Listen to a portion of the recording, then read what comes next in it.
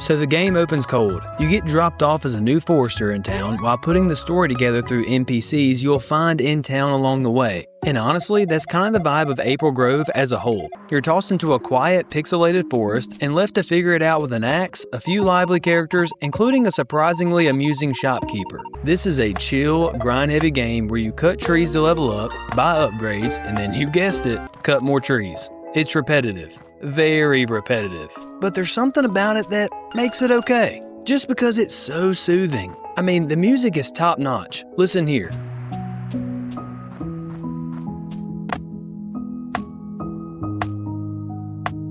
It is so relaxing. I can tell the art was going for that homey Game Boy Color vibe, and the world feels like it could be packed with secrets, even if it turns out it's mostly just trees. Lots and lots of trees. I just wish I got more out of the upgrades after grinding for them. But hey, maybe that's just me. I spent what felt like an hour cutting through enough lumber to buy that golden axe in the shop, and I equipped it, so excited to cut faster. And here were the effects of my hard work.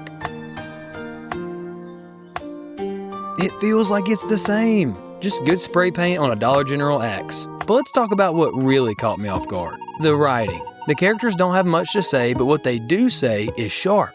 You've got witty one-liners, dry humor, and a few characters that feel like they were written by somebody who actually knows how Gen Z talks without making it sound cringy. Like when I didn't have enough gold for an item and the shopkeeper hit me with, "Oh no, confrontation."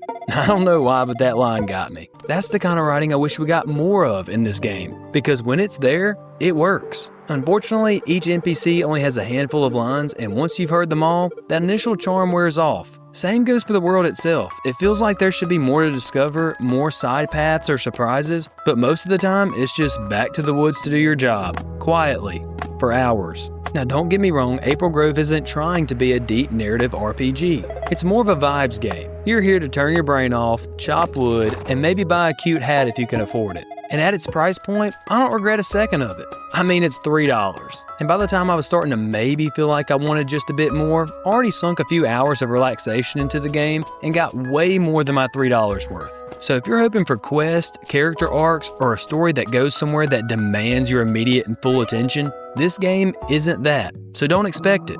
But what it is a polished, cozy, and the moment-to-moment gameplay scratches the same itch as an idle game or a background grinder. It's perfect if you want something relaxing to play while listening to a podcast or to chill right before bedtime. Like last night, I found myself playing at 1 a.m. while listening to some movie reviews on YouTube at the same time. And it was exactly what I needed after a long week. You're just probably not going to find many long plays of this game on YouTube because 90% of the game will be the same tree chopping action. But this game was intended to be cozy, not an intense stream. You know the old saying, people don't remember what you've said, but how you made them feel? April Grove is probably not going to be a game I remember for its gameplay loop, but I will remember the charm. The writing, the style, the atmosphere, it's all here. It just needs more of it. And hey, if this dev team pulls a surprise update that I've been told they've done in the past and adds more dialogue, more world building, more stuff, I will gladly fire it back up. But until then, I'll just be over here chopping one more tree.